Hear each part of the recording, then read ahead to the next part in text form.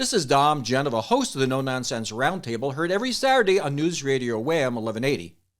There's a sheriff in Florida who's enjoying a 50-year low in crime rate. His name is Grady Judd, and he has millions of YouTube followers.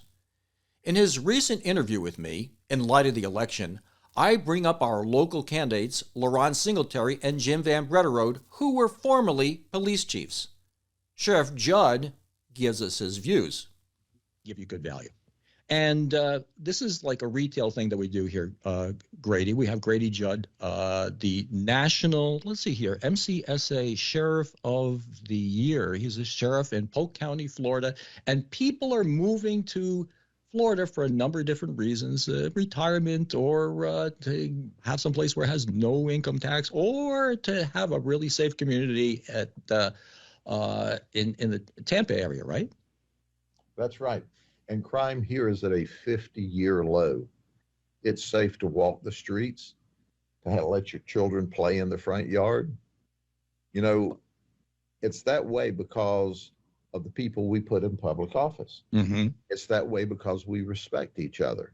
Oh, sure, we have a few people that violate the law. You know, they're slow learners. But eventually they figure out that if you do the crime, you're going to do the time, because we're going to lock you up before quick. Well, we're starting to see some people that are volunteering to run for office who had no desire to run for office before.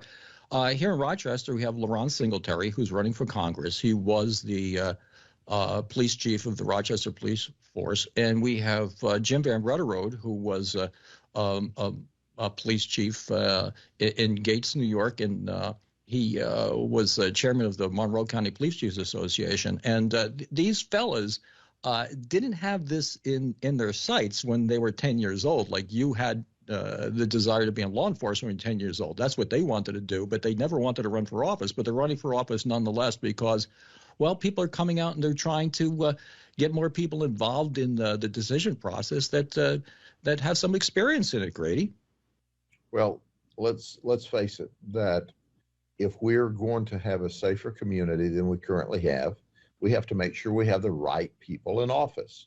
Now, what happens is when people are in public office, they obfuscate and blame it on somebody else, and it's somebody else's fault. But the reality, our elected officials, both at the federal level and the state level and the local level, determine the policy, the practices, the rules, and the laws that either create an environment for a safe community or create an environment for criminals to thrive. Now, I hear people say, well, we cannot lock up everybody. We can't lock up everybody and stop this. Well, what happens if you have an environment that encourages theft and stealing? Then the guy who normally would be a thief is going to continue to be a thief, but all of a sudden, all of his buddies and partners that normally wouldn't commit crime because they don't want to go to jail like he did, or be arrested, or be hassled by the criminal justice system, when they see that nothing's happening to him, then they join in and commit crime. That's how crime increases. So if you tighten down, you take your opportunist out. You never take your hardcore criminal out because they don't care whether they go to jail or not. But you take your opportunist out. And that's what you have when you create a forgiving environment where people are not held accountable and responsible for their conduct. So if you have a high crime rate in your community, you're not happy with that. Now, I'm not talking about having zero crime. There's always going to be some crime.